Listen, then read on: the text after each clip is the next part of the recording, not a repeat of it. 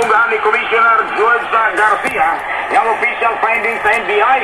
May magsilbing basihanan sa ilang himuhong aksyon sa isyo o mga adlawat tukiyon sa Comelec Bank ang ganahisgutang isyo o gisgutan usab ang mga concern sa mga kongresista labot usab sa printing sa mga pawan nga moabot sa 105,000 kapin ka mga baluta ang dipituso human investigation process.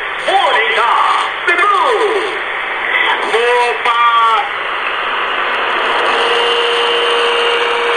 Moabot sa 6,600 pesos matag tuig o kinatibuk ang 1.9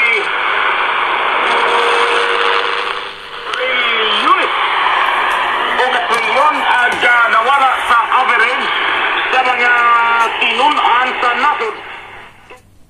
Pagpanira sa mga tunghaan panahon sa pandemya.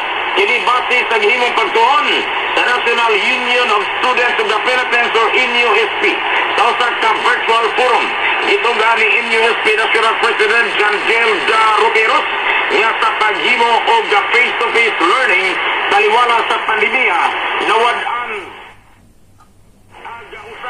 average sa learner o 6,600 pesos nga earning ang matag tuig tungod sa pagpanira sa mga tunghaan samtang ganahan sa 56% ka mga ginikanan ang nigasto o mabot 900 lang sa distance learning nigawas usab sa maong gihapon mga pribadong universidad gilauman nga mupasaka sa tuition fees pagpangandam sa face-to-face classes samtang ang mga public university nagatubang og financial constraints.